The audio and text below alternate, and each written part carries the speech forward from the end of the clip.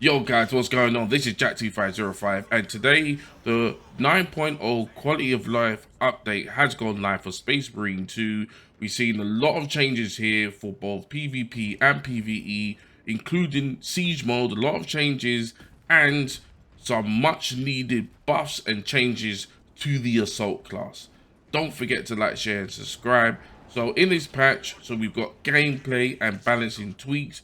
We've got the assault ground pound damage increase, class perk updates for the assault and the heavy class as well, and also PvP improvements and loads of PvE firearm weapon version changes.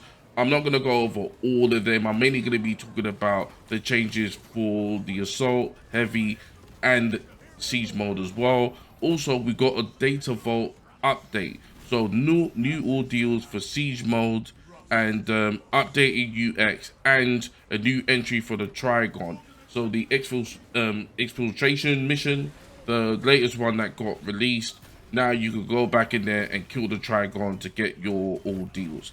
Also, other quality of life changes, a lot of crashes, general stability, matchmaking and network stability improvements, and modding capabilities improved.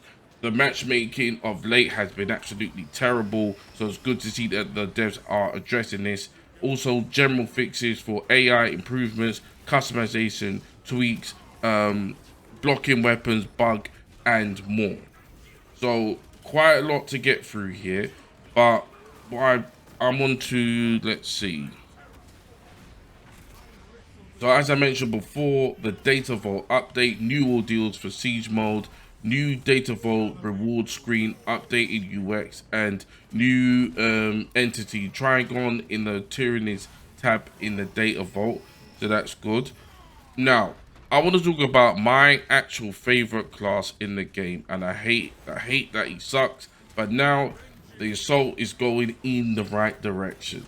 So the assault ground pound damage, chainsword and power sword ground pound damage increase to match power fist and thunderhammers one. This is an excellent change. I've been using the assault a lot in Siege, and I prefer the chainsword over the hammer because it's a lot more flexible for me. I'm not over relying on the ground pound, and I can fight enemies, get in and out of combat a lot quicker. So the devs say this change should add more variety to assault class builds because of the one-shot builds implied having a thunder hammer or a power fist exclusively. So now you can do those ground pounds with the chainsaw. I've just come out of a game. I've just tried it, and guys, it's really good. It's a really good change for the assault, and he is absolutely tearing those extremist enemies apart. Moving on to PvE melee weapons. So with this update, we want to rework all the melee weapon versions. The stats distribution was too complex between different tiers and wasn't following the same rule set as firearms, where relic tier weapons are strictly better than artifact ones. And this massive overhaul and a lot of popular versions may become less effective than they used to be and vice versa. And we're going to make another pass at this if necessary, but if we think we need to do a cleanup here first to move forward.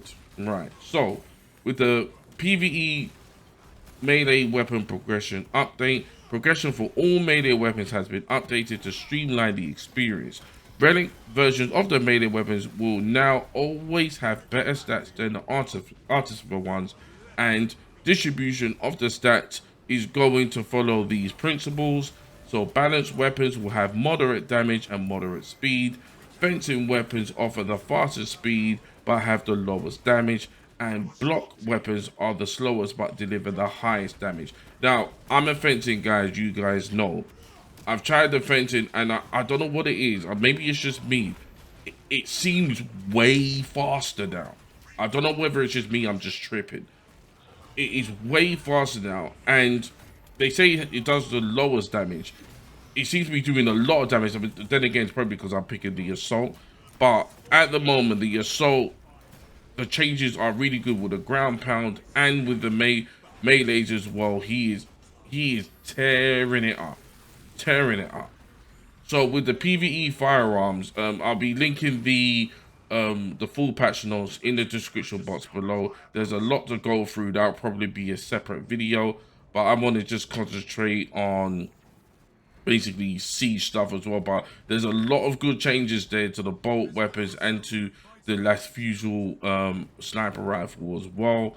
And then basically moving on to the class perks. Assault perks updated. Winged Fury. So this perk has been reworked.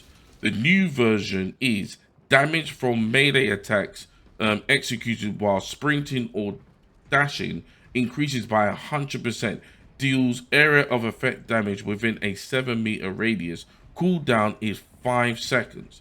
And then there's a note here saying that AoE is not working properly on this perk. This will be fixed in the next patch. I got excited there until I saw that. But Wing Fury, I'm going to start using that again. Cooldown is 5 seconds. The assault's going to be way too good. But you know what? I'm not complaining. And it's about time the assault had its time to shine. Definitely. Defense mechanism. The perk has been reworked. The new version is contested health fades 50% more slowly. Again, as I said before, I've just come out of a siege mode hard, and it definitely helps as well, especially when like the assault again is meleeing and terminator and he's spamming those rockets and cheating and you're able to get your, well, conserve as much health as possible until you kill him and get your execution and then your armor back as well. Act of attrition. Damage is increased from 10 to 15%. Smitten Angel. Damage increased from 10 to 25%. Big jump there. And Hammer of Wrath.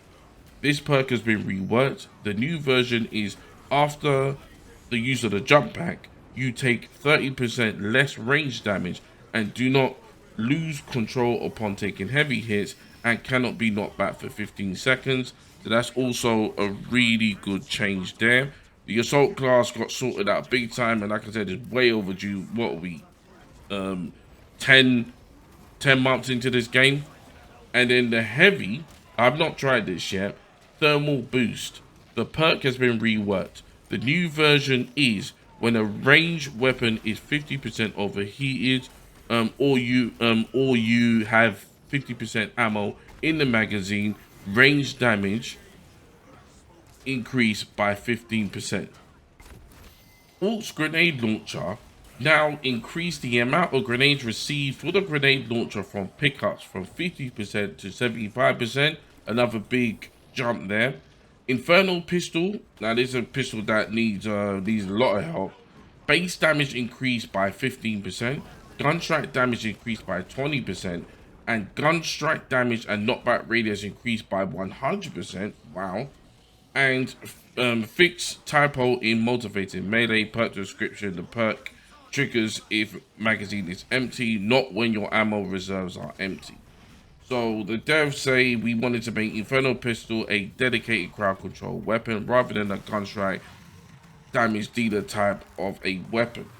So because a heavy bolt pistol already fills its niche, that being said, that niche is currently too specific, and we want to make sure that the Infernal Pistol performs well enough outside of it. Now, I was looking forward to the Infernal Pistol when it came in, but upon its debut, it's not exactly set the world on fire. It's not really been a good weapon, but we'll definitely have to test this weapon later on within the next few days, up until the weekend, and test as many of these weapons as possible, and the updates as well. With a bolt pistol, gunstrike damage increased by 25%. That's fantastic. I've already tried that already. And in the Neo Volkite pistol, contested health recovery has greatly increased and is now in line with the other pistols. The Neo Volkite, I have completely forgotten about that weapon. I've not used it in so long, and it again, another gun that needed a lot of help. A lot of the new guns, I see the pattern here, a lot of the new guns are not really coming and dominating in any way. It's usually basically all the vanilla ones. So, combat quality of life. Added anti-stun lock heavy hit diminishing features. So if a player receives multiple hits in quick succession, the duration of the next heavy hit will be reduced to 80%, and the duration of the third and subsequent heavy hits will be reduced to 60%. So the assault is now invulnerable during his ground pound landing animation. Thank God. And again, as I know I keep repeating myself, I've tried this and it makes a massive difference. It's in particular against the Chaos Sorcerer guy, so you can land on him even when he's got his shields up and smash him. Now he's absolutely nothing now for the assault. So the assault needed that. So not only can you got the new perk, you can charge it, you're invulnerable. When you land, you're invulnerable. Plus, it does more damage. So the assault class has received multiple buffs this patch, and I would like to talk about it a little bit more. So, we've heard your feedback regarding the assault class being too weak, and we agree. But to a point, the amount of effort it takes to play it right doesn't outweigh the benefits, which shouldn't be the case. However, the assault class can one-shot most of the enemies on hardest difficulties, which is true. It is already very strong against Tyranids, yet against the Chaos it struggles a lot. So we think that the problem isn't the assault kit itself, it's the Chaos Army composition, and that'll be changed soon. I wonder how they're going to do that. And the buffs will make the assault better and more fun to play, but the core problem will be addressed in the next content patch. You know what? Sometimes I actually find the assault, I don't know, I kind of find it better to fight the Chaos than it is the Tyranids. I know what I'm saying will go against what a lot of people think in regards to the assault against the Chaos, as opposed to the Tyranids. But ever since the, what are they called again? Oh, the gun beast. Sorry, I can't remember what they're called. I'm so bad. The gun beasts that shoot all the spores. The Biovores, that's the ones. Ever since they came into it, I think I found it a little bit harder against the Tyranids. Without those guys shooting stuff around, it was a lot easier. But good changes for the assault. Fix several issues, Power Soul stance changing into certain animations, and the behavior should be very close to pre-patch 8. However, we can't match them because of some of its behavior was only working because of a bug that we have to fix, and because of the new cool little functionality that will be introduced in the next patch. Siege mode shot balance tweak. Guardian Relic reduced from 300 to 200, amazing change. Armor kit cost reduced from 60 to 30, that's a good change. And a massive change here, Dreadnought cost reduced from 1,500 to 1,250. This is going to make it so much better and easier for people to put money away for the Dreadnought, which is costing that little bit less now. Happy medium there, and I think that's the right cost. That's a really good cost. The Guardian's cost also has been reduced, and more importantly than that, increase Guardsman's HP and damage. I'm telling you guys, the Guardsmen, they are only now in siege mode.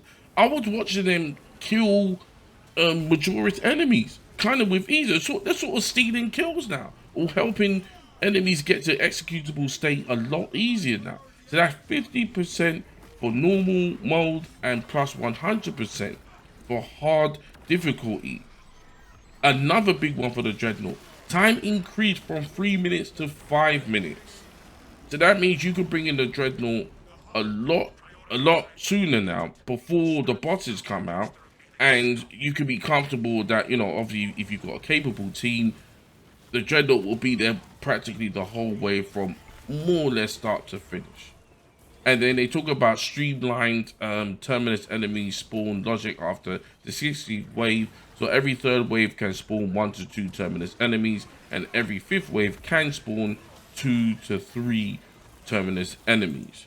So various fixed issues with siege mode, fixing enemy spawns, and enemy getting stuck behind their spawns, and so now completing waves as assault will now unlock infernal pistol skins, so that's good. PvP, that's for you PvP guys, you can check that in the description box below. and a couple of fixes in regards to Neurothought dealing way too much damage with his beam attack in some rare cases. Rare cases, practically all cases when he gets you.